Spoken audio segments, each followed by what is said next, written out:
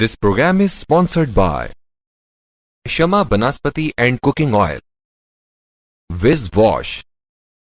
Gulistan Property Marketing, SM Foods, Volca Foods International, and Al Kareem Builders. बिस्मिल्लाहिर्रहमानिर्रहीम। नाज़रीन अस्सलाम वालेकुम। मैं इंजीनियर मुमताज़ अहमद खान, साबिक डायरेक्टर कालाबाग डायरेक्टरेट, एक आबी माहिर की हैसियत से आज फिर आपकी खिदमत में हाजिर हूँ। नाज़रीन, जैसा कि आप जानते हैं कि मैं पिछले कुछ अरसा से आपकी खिदमत में हाजिर होता हूँ और पाकिस्तान के आबी बहरान के मुख्तलिफ पहलुओं के हवाले से मैंने आपसे गुफ्तगू की है। इस मक्स स्पेशल प्रोग्राम में आज का जो हमारा टॉपिक है वो है पाकिस्तान का आबी बहरान और सिंध का मुकदमा। नाज़रीन, जैसा कि आप जानते हैं कि मैं तो एक इंजीनियर हूँ, मैं एक प्रोफेशनल इंजीनियर हूँ और पानी जो है वो मेरा सब्जेक्ट है और तकरीबन गुज़श्ता 50 साल से मैं पानी के शोबा से ही मुतल्लिक हूँ और इस मौजू पर मुख्तलिफ हवालों से आपसे गुफ्तगू करता रहा हूँ। अगरचे मेरा ताल्लुक पंजाब से है और पंजाब में भी जनूबी पंजाब से है, लेकिन पाकिस्तान मेरा वतन है। मैं पहले पाकिस्तानी हूँ और उसके बाद मेरी कोई सूबाई शनाख्त अगर है तो उसके बाद है। और इसी हवाले से सूबा सिंध भी उस सरजमीन का भी एक एक इंच मुझे उतना ही अजीज है और मेरे लिए पाक है जितना कि पंजाब का है या बलूचिस्तान का है या केपी का है।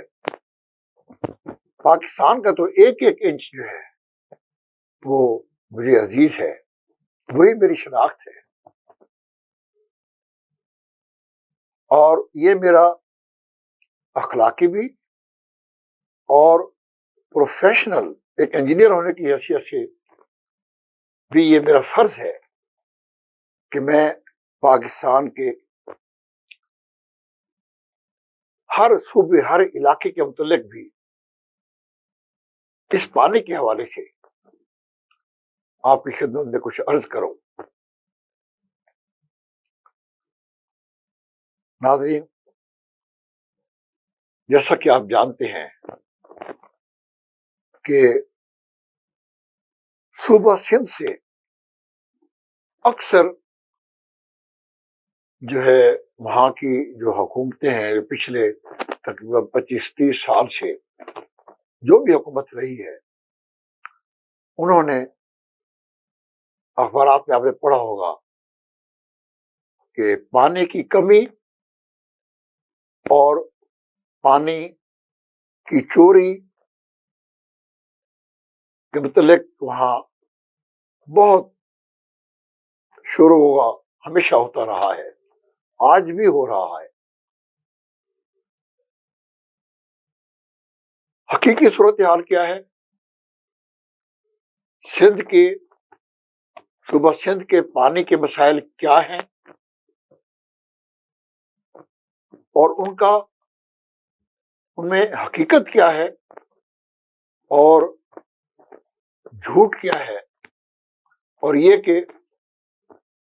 उन मसाइल को जो हकीकी मसाइल है पानी के सूबा सिंध से मुतल्लिक, उनका हल क्या है। تو آج اسی حوالے سے بات ہوگی. ہمارے اس موضوع کے بھی دو حصے ہیں. پہلے حصے میں تو میں آپ کی خدمت میں یہ عرض کروں گا کہ ہمارے صوبہ سندھ کے پانی کے حوالے کیا مسائل ہیں, کو کن مشکلات کا سامنا ہے, وہ کیا کون سی مشکلات ہیں, میں ان کی ایک آپ کو ایکسپلین کروں گا. اور اسی موضوع کے دوسرے حصہ میں اگلے ہفتہ آپ کی خدمت میں یہ عرض کروں گا کہ ان مسائل کا, ان دشواریوں کا, ان مشکلات کا جو سندھ کو درپیش ہے, ان کا حل کیا ہے. تو ایک پروفیشنل انجینئر ہونے کے حوالے سے یہ میرا فرض ہے, یہ میں اپنا فرض ادا کر رہا ہوں کہ اپنے سندھ کے بھائیوں کو, سندھ کی حکومت کو, سندھ کی عوام کو میں اس بارے میں آگاہ کروں, ان کو اویئرنیس دوں کہ ان کے اصل مسائل کیا ہیں اور ان کو کیسے حل کرنا ہے. تو یہ پارٹ 2 میں انشاءاللہ میں اس سلسلے میں آپ سے بات کروں گا. تو ابھی پارٹ 1 میں آپ کی خدمت میں یہ عرض کرنے جا رہا ہوں کہ سندھ کے کیا مسائل ہیں پانی کے حوالے سے. دوستوں اور بزرگوں, پانی کے حوالے سے سندھ کے کچھ مسائل تو وہ ہیں جو کہ پورے ملک کے مسائل ہیں, جو ایک جنہیں ہم عمومی جو ایک کہتے ہیں جنرل ایشوز, جیسے مثلا پانی کی کمی. اب جب دریاؤں میں پانی کم ہوگا, دریاؤں میں جب پانی کم ہوگا, بارشیں نہیں ہوں گی, اور موسمی حالات کی وجہ سے, گلوبل وارمنگ کی وجہ سے جب خشک سالی ہوگی, دریاؤں میں پانی کم ہوگا, تو وہ تو قدرت کی طرف سے ہے. وہ پھر پانی کی اس کمی کا شکار پورا پاکستان ہوتا ہے, چاروں صوبے ہوتے ہیں. ایک تو یہ ہے مسئلہ کہ ہمیں اوور آل پورے ملک کو پانی کی کمی کا مسئلہ ہے, اور جب پورے ملک کو وہ پانی کی کمی پورے ملک میں ہوگی تو لازمی بات ہے, کیونکہ جو واٹر اپورشنمنٹ ایکارڈ ہے, جو دریاؤں کے پانیوں کی صوبوں کے درمیان تقسیم کا جو معاہدہ ہے, اس میں یہ درج ہے کہ جب پانی کی کمی ہوگی تو اس کمی کو بھی ان تمام صوبوں میں ان کے جو شیئرز ہیں, ان کی جو حصے ہیں, اسی نسبت سے اس کمی کو بھی تقسیم کیا جائے گا. تو چنانچہ ایک تو یہ ہے مسئلہ جو کہ پورے پاکستان کو ہے, اور سندھ کو بھی ہے, پنجاب کو بھی ہے, بلوچستان کو بھی ہے, اور کے پی کے کو بھی یہ مسئلہ درپیش ہے. اس کے بعد جو دوسرا مسئلہ ہے سندھ کا, وہ ہے سیلابوں کا. تو ہوتا یہ ہے کہ سندھ چونکہ سب سے لوور ریپیرین ہے, اوپر سے دریا آ رہے ہیں, شمال سے جنوب کی طرف بہ رہے ہیں, اور 6 بڑے دریا, ستلج, راوی, بیاس, چناب, جہلم اور سر, یہ دریا شمال سے بہتے ہیں مختلف راستوں پر آتے ہوئے, اور پنجاب مٹھن کوٹ کے مقام پر یہ باقی جو 5 دریا ہیں وہ بڑے دریا دریائے سندھ میں شامل ہو جاتے ہیں. اور اس کے بعد کوٹ مٹھن سے آگے یہ تمام دریا ایک دریا ہو کر, جسے دریائے سندھ کہا جاتا ہے, وہ سندھ بھی داخل ہوتا ہے اور پھر سمندر تک وہ ایک دریا ہی چلتا ہے۔ اب ہوتا یہ ہے کہ جب طغیانی آتی ہے، جب کبھی بارشیں زیادہ ہوتی ہے، مانسون زیادہ ہوتا ہے اور دریاؤں میں طغیانی آتی ہے، تو چونکہ وہ 6 دریا ہیں، ہر دریا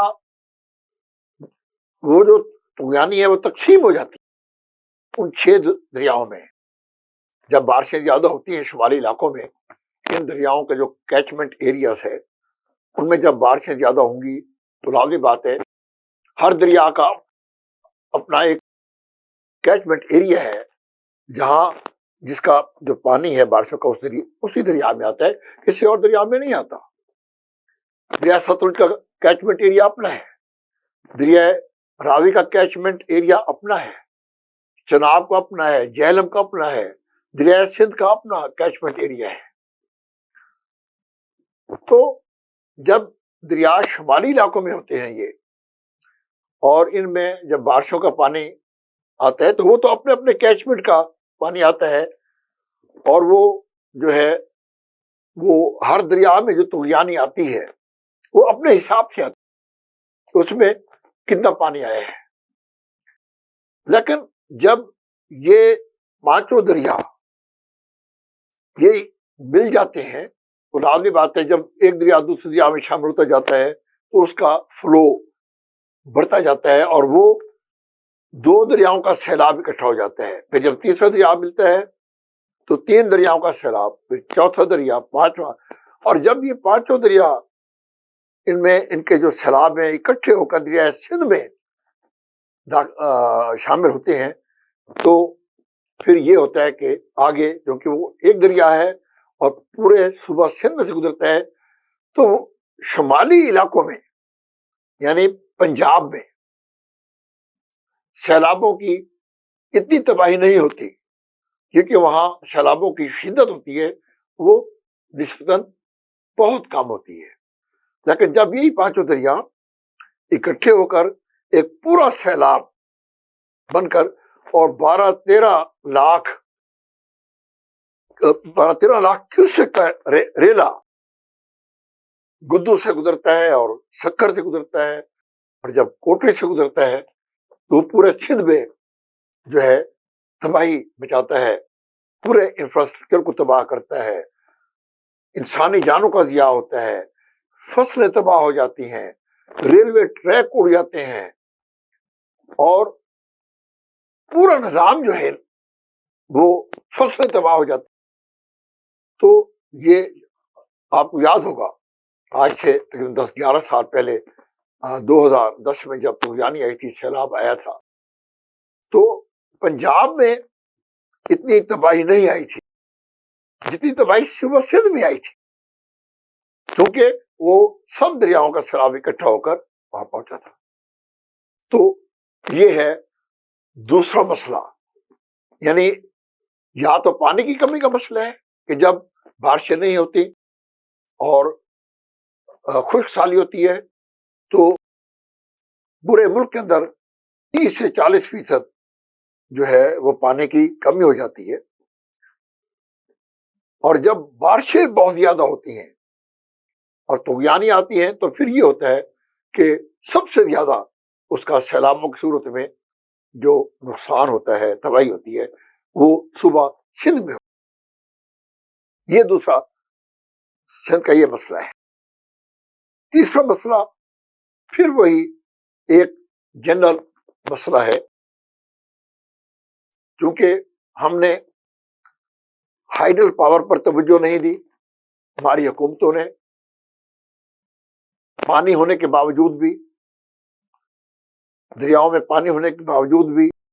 ہم نے ہائیڈل پاور پر توجہ نہیں دی، جو کہ سستی ترین بجلی ہے۔ آج بھی بانگلہ اور تربیلا اور غادی بروتھا یہاں جو بجلی اس کی جو پاور جنریشن ہوتی ہے وہ تقریباً 2-2.5 روپے اس کی کاسٹ پڑتی ہے بجلی کی، پیداواری جو لاگت ہے فی یونٹ 2 یا 2.5 روپے سے زیادہ نہیں ہے. باقی جتنے بھی بجلی پیدا کرنے کے ذرائع ہیں، تھرمل ذرائع، چاہے وہ گیس ہے چاہے وہ آئل ہے، اس سے جو بجلی پیدا یا کوئلہ ہے، تو ایک تو یہ ہے کہ ان کی بجلی بہت مہنگی ہے. ہائیڈل پاور کی بجائے کہیں 5 گنا مہنگی ہے، کہیں 7 گنا مہنگی ہے، کسی ذریعے سے 20 گنا بھی مہنگی ہے. اگر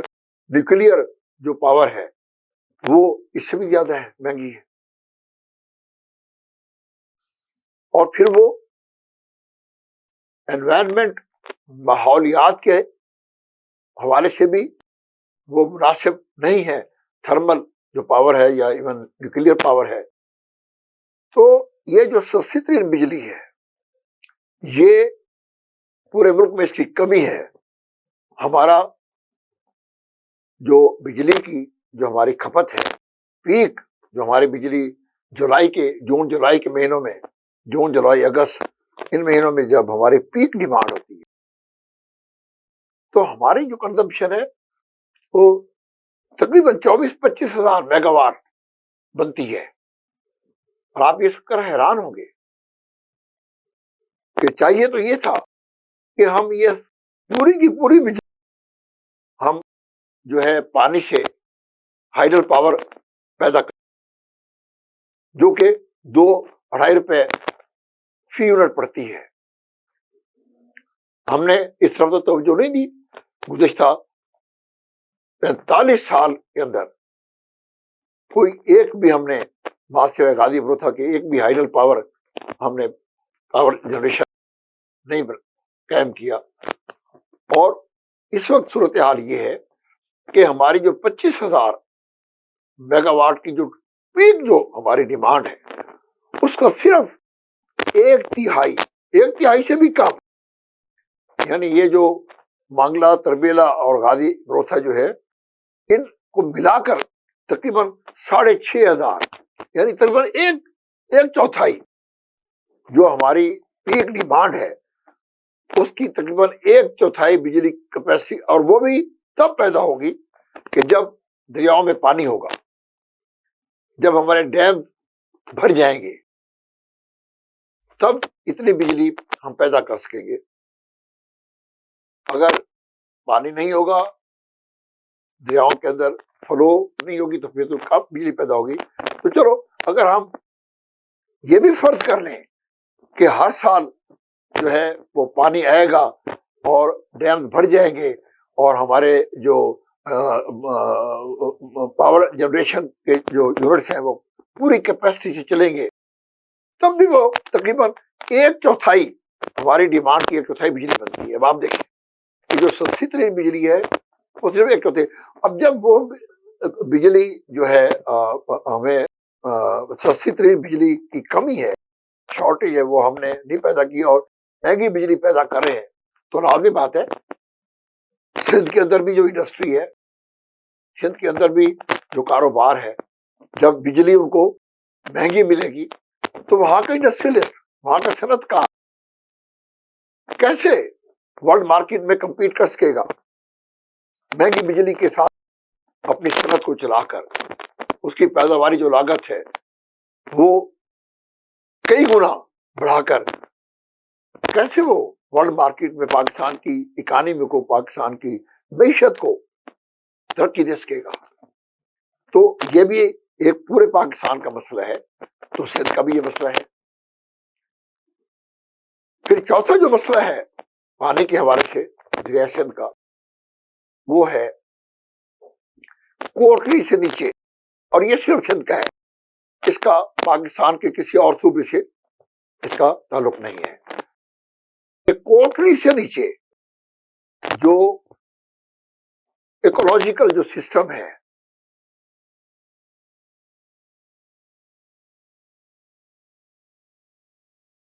لوگوں کو پانی دینا ہے، کوٹلی سے نیچے، کوٹلی سے نیچے جو جنگلات ہیں یا جو فارسٹری ہے اس کو پانی دینا ہے. کوٹلی سے نیچے فش کلچر جو ہے اس کو ترقی دینی ہے، اور پھر سمندر تک مینگرووز کے جو جنگلات ہیں ان کو مینٹین کرنا ہے، اور جو زیادہ امپورٹنٹ ہے وہ یہ ہے سی واٹر انٹرویژن، کہ سمندر کا جو پانی آپ کو پتا ہے کہ سمندر میں 24 گھنٹے میں 2 دفعہ سمندر چڑھتا ہے اور 2 دفعہ نیچے اس کی لہریں جاتی ہیں، اور جب سمندر جو ہے وہ اس میں مد نظر آتا ہے اور وہ اس کی سطح بلند ہوتی ہے تو سمندر کا پانی تقریباً 75 میل اندر سمندر تک آ جاتا ہے، اور اس کی وجہ سے وہ جو کہ بہت سیلائن پانی ہوتا ہے، وہ بہت نمکین پانی ہوتا ہے، وہ زمینوں کی جو زرخیزی ہے اس کو تباہ کرتا ہے، اس کو نقصان پہنچاتا ہے، اور اس کا جو ہے اور یہ جو چیز ہوتی ہے یہ سی واٹر انٹرویژن یہ سارا سال رہتی ہے، کیونکہ سمندر تو پورا سال روزانہ چڑھتا ہے اور جو ہے وہ سبسائڈ کرتا ہے، اس کی لہریں جو ہے اس کی سطح جو ہے اوپر آتی ہے پھر نیچے جاتی ہے، تو یہ جو قدرتی جو عمل ہے یہ تو سارا سال جاری رہتا ہے، 12 کے 12 مہینے جاری رہتے ہیں، تو یہ جو کوٹری سے نیچے جو پانی کا جو مسئلہ ہے، فلو کا جو مسئلہ ہے، یہ بھی ایک اور بالکل یہ جینوئن مسئلہ ہے صوبہ سندھ کا، جو کہ جس کا صوبہ سندھ کو سامنا ہے، اور ہم نے اس کا حل بھی دیکھنا ہے، اس کا کیا حال ہے، اور اس کے بعد جو 5واں جو سندھ کا مسئلہ ہے پانی کے حوالے سے، وہ ہے پانی کی چوری، پانی کی چوری اور پانی کا ضیاع۔ یہ صوبہ سندھ کا خاص طور پر، اگرچہ پانی کی چوری پنجاب میں بھی ہوتی ہے، لیکن پنجاب میں جو پانی کی چوری ہوتی ہے وہ تقریباً میکسیمم یہ یا پانی کی چوری یا پانی کی جو لاس وہ 15% سے زیادہ کبھی نہیں بڑھے، جبکہ سندھ میں یہی واٹر لاس جو ہیں وہ 30-35% ہو جاتے۔ سندھ میں نہروں کی جو لمبائی ہے وہ تو 1/4 ہے، جو ان نہروں میں جو پانی کا جو لاس ہوتا ہے وہ پنجاب کے لاس کے دگنے سے بھی زیادہ ہے۔ اب آپ نے اخباروں میں پڑھا ہوگا پچھلے 2-3 مہینوں میں یہ بحث چلتی رہی ہے کہ صوبہ سندھ میں اتنا لاس کیوں ہے پانی کا، تو یہ میں بتاؤں گا کہ اس کی وجہ کیا ہے۔ تو یہ جو لاس ہے، یہ اس کے لاس کی سب سے بڑی وجہ جو ہے وہ ہے چوری، ایک چوری، اور نمبر 2 وہ میں آپ کو بتاؤں گا کہ وہ یہ ہے کہ سندھ کی جو نہریں ہیں ان کا جو واٹر الاؤنس ہے وہ پنجاب کی نہروں کی نسبت بہت زیادہ ہے۔ یہ آگے چل کر میں اسے تھوڑا سا ایکسپلین کروں گا کہ یہ اس کی وجہ سے سندھ کو کیا نقصان ہو رہا ہے۔ تو یہ ایک تو پانی چوری ہوتا ہے، وہاں کے جو وڈیرے ہیں کیونکہ وہ سیاست میں ہیں اور وہ ہمیشہ اقتدار میں رہے ہیں۔ سندھ وہ صوبہ ہے ہمارے پاکستان میں جہاں اندرون سندھ اور ہمارا جو جنوبی پنجاب کا جو حصہ ہے، یہ وہ علاقے ہیں کہ جہاں فیوڈل سسٹم جاگیردارانہ نظام ابھی تک مضبوط ہے، ابھی تک اس نظام نے اپنے پنجے گاڑے ہوئے ہیں. جو بھی پنجاب میں بھی پانی چوری ہوتا ہے اور سندھ میں تو اس سے بھی زیادہ پانی چوری ہوتا ہے. اب میں آپ کو فگر بتاؤں گا کہ یہ اس کی ریزن کیا ہے. اور اس کے بعد جو پانچواں جو بڑا مسئلہ ہے، چھٹا، جو کہ وہ یہ ہے کہ سیم اور تھو، جسے ہم واٹر لاگنگ کہتے ہیں، سیلینٹی اینڈ واٹر لاگنگ. وہ بھی اگرچہ وہ پنجاب میں بھی ہے، لیکن پنجاب میں اس قدر وسیع پیمانے پر نہیں ہے. پنجاب میں تو اب یہ بہت حد تک کنٹرول ہو گیا ہے، لیکن صوبہ سندھ میں شیم اور تھور کا مسئلہ آج بھی جو ہے وہ پوری شدت سے اور پوری سنگینی کے ساتھ موجود ہے. تو میرے یہ ہیں وہ سندھ کے مسئلے پانی کے حوالے سے. کچھ ان میں وہ مسائل ہیں جو کہ عمومی طور پر پورے پاکستان باقی صوبوں کو بھی وہ مسائل درپیش ہیں، لیکن یہ جو دو مسئلے ہیں، کوٹری سے نیچے پانی کتنا فلو کتنی ہونی چاہیے دریا سندھ میں، یہ مسئلہ، اور پھر سیم اور تھور کا یہ مسئلے خاص طور پر جو ہے وہ سندھ سے متعلق ہے. تو آج کے اس پارٹ 1 میں نے آپ کی خدمت میں یہ عرض کیا کہ صوبہ سندھ کے پانی کے حوالے سے کیا مسائل ہیں، اور اب انشاءاللہ پارٹ 2 میں اگلے ہفتے میں آپ کی خدمت میں یہ عرض کروں گا کہ ان مسائل کا کیا حل ہے. انجینئر ممتاز احمد خان کو اسپیشل پروگرام اجازت دیجیے. اللہ حافظ. This program is sponsored by Shama Banaspati and Cooking Oil, Viz Wash, Gulistan Property Marketing, SM Foods, Volca Foods International, and Al Kareem Builders.